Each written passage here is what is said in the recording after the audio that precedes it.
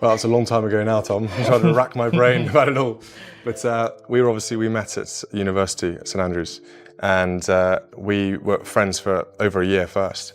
And it just sort of blossomed from then on. We just spent more time with each other and had a good giggle, had lots of fun, and realised we shared the same interests and just, had a really good time.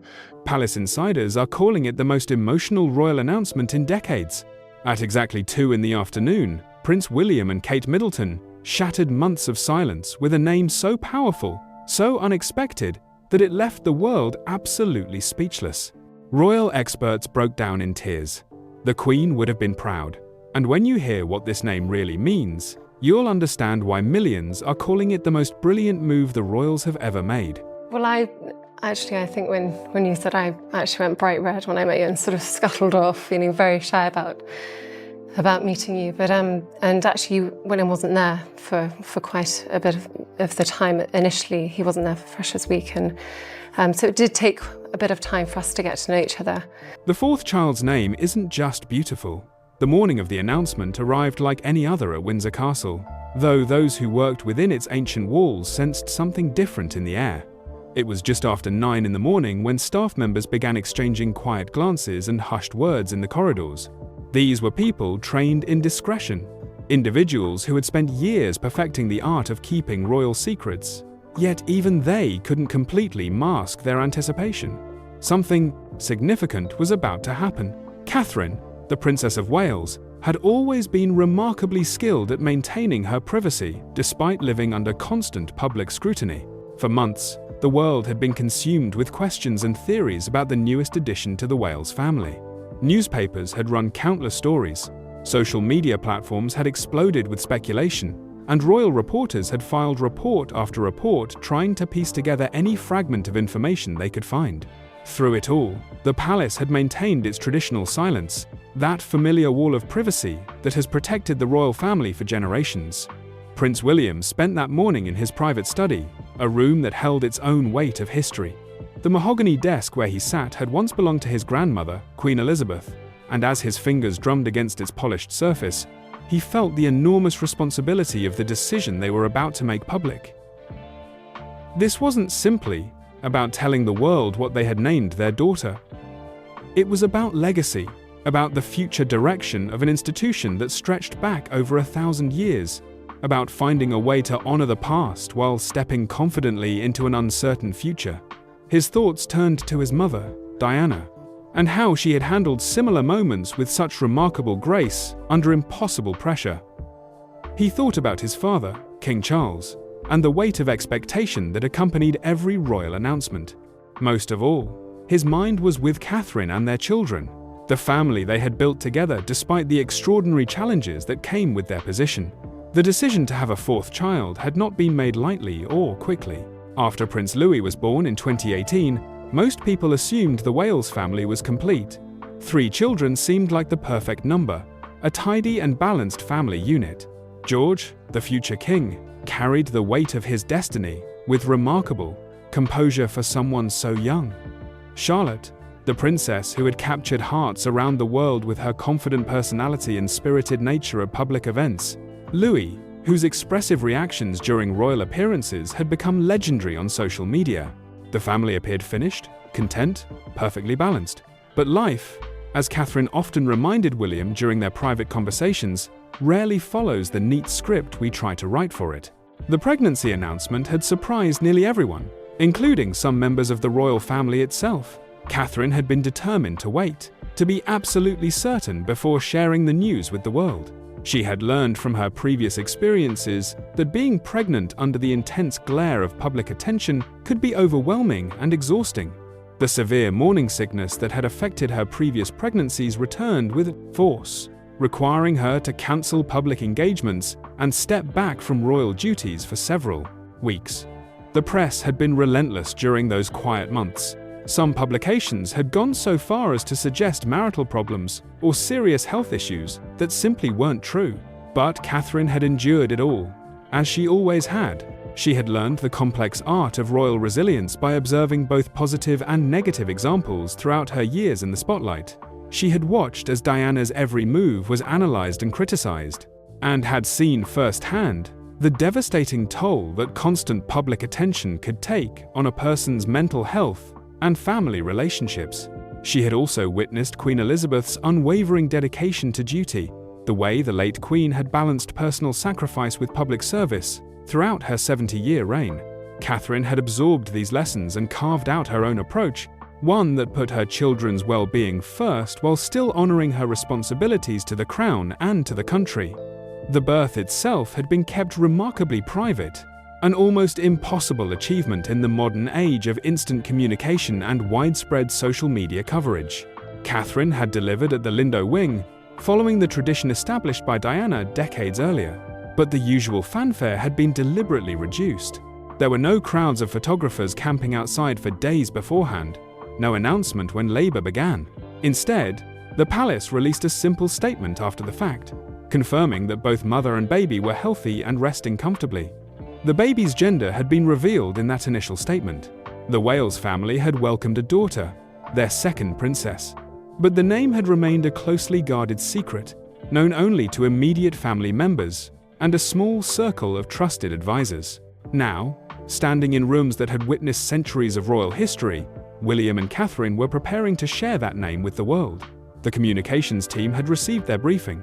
Official statements had been written, reviewed, and rewritten dozens of times. Every single word had been carefully weighed and measured, analyzed for potential interpretations and possible misunderstandings. This was far more than a personal announcement from proud parents. This was a statement about where the monarchy was heading, about the values that would guide the next generation of royals, about the delicate balance between respecting tradition and embracing necessary change. The name they had chosen carried deep significance. It wasn't a decision reached hastily or without considerable thought. Weeks of discussion had taken place, not just between William and Catherine in private, but with King Charles and other senior members of the family. Each potential name had been examined for its historical meaning, its public perception, and its personal significance to the family. Some names had been immediately ruled out as too controversial or politically sensitive. Others had been set aside as either too common or too unusual for a royal princess. The name they ultimately selected represented a bridge between different eras, a tribute to important figures from the past while looking forward to the future. It was a name that would connect their daughter to generations of history while giving her room to forge her own identity and path. To truly understand the weight of any royal name, you first need to grasp what names have meant within the Windsor family throughout history. Every name is more than just a label. It's a message, a declaration of values and priorities, sometimes a subtle political statement, and other times a bold one. When Elizabeth Alexandra Mary was born in 1926, nobody could have imagined that she would go on to become the longest reigning monarch in British history. Her names linked her to previous queens and firmly established her place within a royal lineage that stretched back through the centuries. When Charles Philip Arthur George was christened, each of his names carried the weight of royal ancestors and represented the hopes of a nation that was still recovering from the devastation of war. The tradition of naming royal children has evolved over hundreds of years, shaped by politics, religion, family loyalty, and shifting public opinion. In earlier periods, names were chosen mainly to honor previous monarchs or to strengthen political alliances between royal houses across Europe. Names like Mary and Elizabeth, James and Charles appeared repeatedly throughout the family tree, like a recurring theme in music, connecting each new generation to all those who came before. But the 20th century brought significant changes to this tradition, just as it transformed every other aspect of royal life. Diana broke with convention when naming her sons in ways that were both subtle and profound. William Arthur Philip Louis represented a departure from the heavy Germanic names that had dominated the royal family for several generations. The choice of William as the first name, rather than placing it in a middle position, signaled a conscious return to English roots and a deliberate distancing from the family's German heritage, which had been a source of sensitivity since the First World War. When Harry was born as Henry Charles Albert David, the casual use of Harry instead of the formal Henry suggested a desire for her sons to experience some degree of normality, even within the extraordinary circumstances of royal life. Catherine and William continued this evolution when naming their own children. George Alexander Lewis honored the formal title of king, while including Alexander, a name without any direct royal precedent in recent British history. This choice suggested a willingness to look beyond the usual pool of royal names. Charlotte Elizabeth Diana made headlines worldwide because it included Diana, marking the first official acknowledgement of William's mother in a royal child's name since her tragic death in 1997. The middle name Elizabeth paid tribute to the late Queen, while Charlotte itself reached back to King George IV's daughter, Princess Charlotte of Wales. Louis Arthur Charles completed their set of 3 children, honoring Prince Philip's uncle, Louis Mountbatten, who had been a mentor to King Charles, while including Arthur, a name beloved by the British people for its legendary associations with King Arthur and the ideals of chivalry and justice. Each of these naming decisions had been analysed in extraordinary detail by experts and casual observers alike. Royal historians had written lengthy articles examining the significance of every choice. Bookmakers had taken bets on potential names before each birth, with millions of pounds wagered on everything from traditional choices like Mary and Alice to more modern options like Grace and Ivy.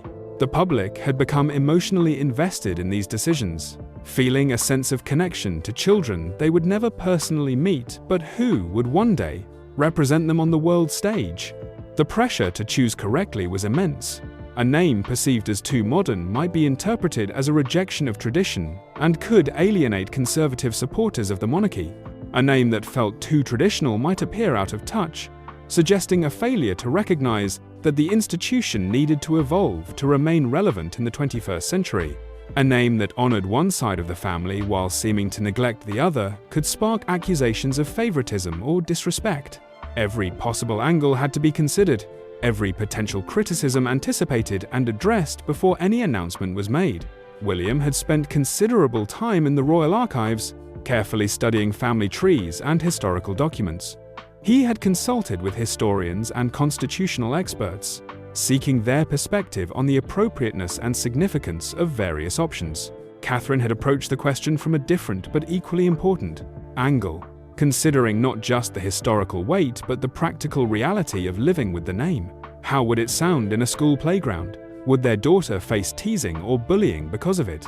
Could it be shortened to a friendly nickname that she might prefer as she grew older? These very human parental concerns existed right alongside the more formal considerations of royal protocol and tradition. The couple had also given serious thought to the international implications of their choice. The British monarchy no longer ruled over a vast empire spanning the globe, but it remained the symbolic head of the Commonwealth, a voluntary association of 56 nations spread across every continent. The name they chose would be heard and used by billions of people across vastly different cultures and contexts. It needed to be easily pronounceable in multiple languages, culturally sensitive, and capable of representing not just Britain, but the diverse Commonwealth nations that the monarchy now served. There were names that Catherine had loved but William had concerns about, and situations where the opposite was true. There were suggestions from various family members that had been politely acknowledged and then quietly set aside. King Charles had apparently favored certain traditional options that he felt would anchor the child firmly in royal history. Queen Camilla had reportedly advocated for something slightly more contemporary, reflecting her understanding of how the public perceived the royal family. Prince Harry, despite the ongoing tensions and distance within the family, had apparently sent a private message suggesting a name that held personal significance for both brothers, a reminder of their shared childhood and the bond that still existed beneath the public difficulties. Princess Anne had characteristically stayed out of the debate entirely, though she had apparently remarked to a friend that whatever name they chose would inevitably be criticized by someone, which was simply the reality of royal life in the modern era. The late Queen Elizabeth had established a clear precedent for this kind of careful consideration. When she had named her own children, she had balanced tradition with personal preference, royal duty with maternal instinct. She had understood deeply that names mattered, that they shaped public perception and established expectations that would follow a child throughout their entire life. Catherine and William had studied her choices carefully, learning from both her successes and the occasional decisions that hadn't been received quite as intended. They understood that they were not just choosing a name for their daughter, they were making a statement about what the monarchy valued, what it stood for, and where it was heading. The weight of that responsibility was never far from their minds during the weeks of discussion and deliberation that preceded their final decision. The official announcement came through carefully orchestrated channels that had been planned down to the minute. At precisely 2 o'clock in the afternoon, the palace press office released a statement to the Press Association, following a protocol that had been established generations earlier. The words were simple, elegant, and carefully chosen to convey both joy and appropriate dignity. The Prince and Princess of Wales were delighted to announce that their daughter had been named Rose Alice Diana. 3 names, each one carrying multiple layers of meaning that would fuel discussion and analysis for weeks to come. The choice of Rose as the first name sent immediate ripples through royal circles and far beyond. Unlike the previous children's names, which had clear precedents in recent royal history, Rose represented something different and unexpected. It was a name that evoked the very symbol of England itself, the Tudor rose that had united warring factions and established a powerful dynasty. It was also deeply personal, a tribute to Catherine's grandmother, Rose Asquith, a woman who had shaped Catherine's early years and instilled in her the values of family loyalty and quiet strength that had served her so well in navigating royal life. But Rose carried other meanings too. The name connected the baby princess to Rose Bowes-Lyon, one of the Queen Mother's closest friends, a woman who had provided unwavering support during the darkest days of the Second World War, when the future of the monarchy itself seemed uncertain. It also echoed connections to distant cousins whose grace and discretion had made them beloved figures within the extended family. The name managed to be both traditional and fresh, familiar yet distinctive. It avoided the potential problems of being too common or too unusual, striking that delicate balance that the Wales family had been seeking throughout their deliberations. Alice, the first middle name, carried equally profound significance. Most obviously, it honored Princess Alice of Battenberg, Prince Philip's mother, a woman whose remarkable life had only recently received the widespread recognition it truly deserved. Alice had been born deaf, yet she had learned to lip-read in multiple languages and had become a formidable presence in European royal circles. During the Nazi occupation of Greece, she had hidden a Jewish family in her palace, risking her own life to save others from the Holocaust. She had founded a nursing order and devoted her later years to charitable work, living simply despite her royal status. Her courage, compassion, and commitment to service represented exactly the values that William and Catherine hoped to instill in all their children. But Alice also reached back further into British royal history. Princess Alice Maud, Mary, Queen Victoria's third child, had been one of the most influential royals of her generation, using her position to advance causes she believed in and refusing to be confined by the limited expectations placed on women of her era. The name connected the new princess to this legacy of female royal agency and activism, suggesting that she might follow in the footsteps of ancestors who had pushed boundaries and challenged conventions when it mattered. Diana, the second middle name, surprised absolutely no one, yet still managed to be deeply moving for those who remembered the Princess of Wales. William had already honored his mother with Charlotte's middle name, but the inclusion of Diana in his second daughter's name underscored the enduring significance of the Princess of Wales in his life and in his vision for the monarchy's future. 27 years after her death, Diana remained one of the most beloved and controversial figures in modern British history. Her name brought to mind images of glamour and tragedy, of revolutionary approaches to royal duty and devastating personal struggles that played out in the public eye. By naming their daughter Rose Alice Diana, William and Catherine were ensuring that the next generation would carry forward Diana's memory and, they hoped, her commitment to using royal privilege to make a genuine difference in people's lives. The public reaction was instantaneous and overwhelming. Social media platforms exploded with commentary, analysis, and emotional responses. Rose began trending worldwide within minutes of the announcement. Florists across Britain and beyond reported a sudden surge in orders for roses of every variety. Baby name websites crashed under the weight of traffic as expectant parents rushed to add Rose to their own shortlists. The name seemed to capture something that people had been wanting, a connection to tradition that still felt contemporary and relevant to modern life. Royal correspondents scrambled to provide context and expert analysis. Television networks interrupted their regular programming to discuss the announcement. Experts were brought on air to explain the historical significance of each name component.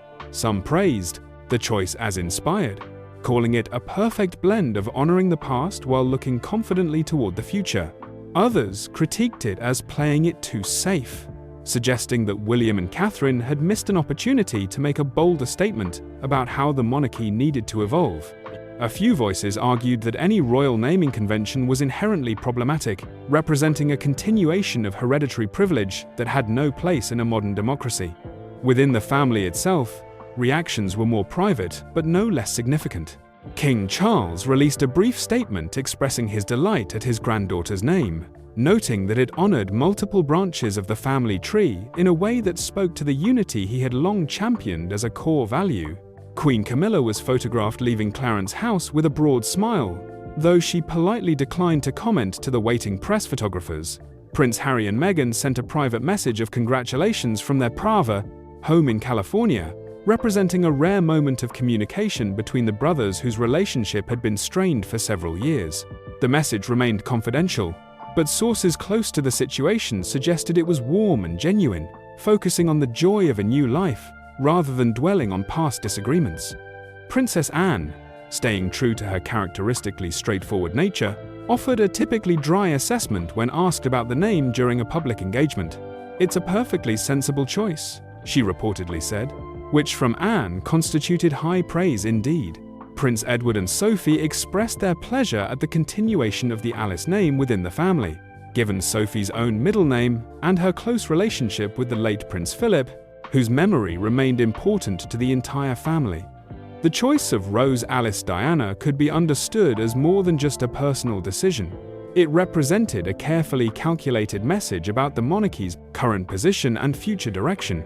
The British royal family found itself navigating complex waters, caught between competing pressures to modernize while maintaining cherished traditions, to be relatable and accessible yet still maintain an appropriate degree of mystique, to justify its continued existence in an age of increasing skepticism toward inherited privilege and unelected power.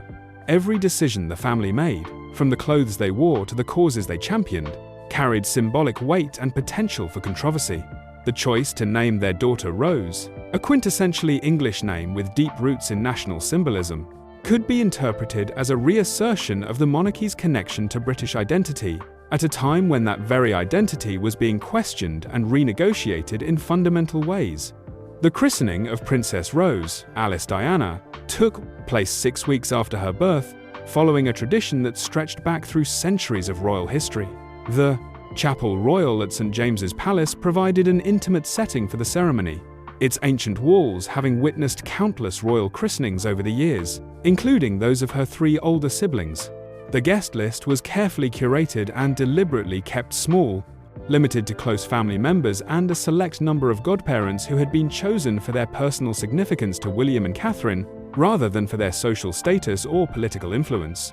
The photographs released after the ceremony conveyed their own powerful story without words. Rose, dressed in the Honiton lace christening gown that had been worn by generations of royal babies before her, appeared peaceful and content in her mother's arms. Catherine's smile radiated genuine happiness, a deep contentment that came from knowing her family was now complete. William stood beside her, one hand resting gently on George's shoulder, the other holding Charlotte's hand, while Louis peered curiously at his new sister with the innocent fascination of a young child. It was an image of family unity and warmth that the palace hoped would come to define the Wales household in the years ahead. But even as the official photographs were released to news organizations worldwide and commentators praised the event's dignity and grace, fundamental questions about Rose's future remained completely unanswered. What role would she ultimately play in the royal family's continued evolution? How would she navigate the peculiar and unique challenges of being born into extraordinary privilege, while simultaneously being expected to justify that privilege through public service? What causes would capture her attention and passion as she grew older? What kind of person would she become when given the freedom to make her own choices? History offered some guidance and examples, but no definitive answers or guaranteed outcomes. Princess Anne had forged a remarkable path as the Princess Royal, becoming widely regarded as the hardest working member of the entire royal family. while fiercely maintaining her commitment to privacy and employing a straightforward approach to royal duty that won widespread respect. Princess Margaret had chosen a dramatically different route, one that brought glamour and excitement to the monarchy, but also scandal and personal sadness that shadowed her throughout her life. Lady Louise Windsor and her brother James were currently demonstrating yet another possible way forward, living relatively normal lives with jobs and education while still participating in royal events when their presence was needed or requested. Catherine and William had discussed these various precedents and examples at considerable length during private conversations. They understood clearly that they could not simply impose a predetermined path on their daughter or dictate how she would live her life. Rose would need the space and freedom to discover her own way forward, guided by her parents but not controlled by them, supported in her choices but not suffocated by expectations. The key, they believed, was to instill the right values early in her childhood, to teach her from the beginning that privilege came with genuine responsibility, that being a princess was fundamentally about service to others rather than personal status or celebrity. The broader question of the monarchy's long-term future hung over these discussions and plans, like an invisible but constant presence. Public opinion in Britain remained divided on whether the country actually needed a royal family at all in the 21st century. Opinion polls showed majority support for the institution, particularly among older citizens who had grown up with the monarchy as a constant presence in national life. However, younger generations were increasingly vocal in questioning the institution's relevance and value, asking hard questions about whether hereditary privilege had any place in a modern democracy. The Platinum Jubilee celebrations for Queen Elizabeth had demonstrated convincingly that there was still genuine affection and support for the monarchy among large segments of the population. But careful observers noted that this affection was increasingly focused on specific individuals, rather than on the institution itself as an abstract concept. William and Catherine understood perfectly well that they represented the monarchy's best and perhaps only hope for continued strong public support in the coming decades. Their approval ratings consistently outpaced those of other senior royals by significant margins. Their family appeared stable and genuinely loving in ways that resonated deeply with ordinary people navigating their own family challenges. Their children seemed remarkably grounded and well-adjusted despite the extraordinary circumstances of their upbringing. They had successfully navigated various scandals and controversies that might have severely damaged or even destroyed less resilient couples. They had shown through their actions that it was genuinely possible to modernize certain royal practices and approaches without abandoning the core traditions that gave the institution its historical continuity and meaning. Rose's birth and the careful selection of her name fit naturally into this broader strategy of controlled and thoughtful evolution. By choosing a name that honored multiple important aspects of royal history while still feeling contemporary and accessible, they were demonstrating that the monarchy could adapt thoughtfully to changing times without losing its essential identity and purpose. By welcoming a fourth child when many observers and commentators had assumed their family was already complete, they were showing that royal families could make personal choices based on their own desires, rather than simply following predetermined scripts written by protocol or tradition. By releasing carefully selected but apparently genuine photographs and information about their family life, they were satisfying legitimate public interest and curiosity while still maintaining appropriate boundaries around their private lives. But strategy and careful calculation could only accomplish so much. Rose was not a chess piece to be strategically moved around a board in some elaborate game. She was a human being who would inevitably develop her own distinct personality, her own interests and passions, her own desires and dreams for her future. She might embrace royal life with genuine enthusiasm and dedication, throwing herself into public service with the same commitment shown by Princess Anne. Or she might rebel against its many constraints and limitations, seeking a different path entirely. She might become a powerful and influential advocate for important causes that needed royal attention and support. Or she might prefer to work behind the scenes, contributing in quieter but equally valuable ways. She might choose to remain in Britain, taking her place within the established royal structure. Or she might seek opportunities abroad, following the example set by Harry and Meghan, but perhaps with less controversy and conflict. The name Rose Alice Diana gave her a meaningful framework. and connected her to an important legacy, but it absolutely could not and would not determine her destiny or dictate her choices as an adult.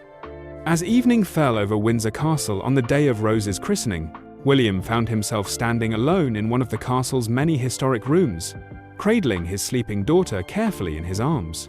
The immense weight of history pressed down on him as it had throughout his entire life, but particularly in moments like this. He thought about all the royal children who had been christened in that same precious gown over the generations, all the hopes and fears and dreams their parents had held for them. Some had lived up to expectations and fulfilled their duties admirably.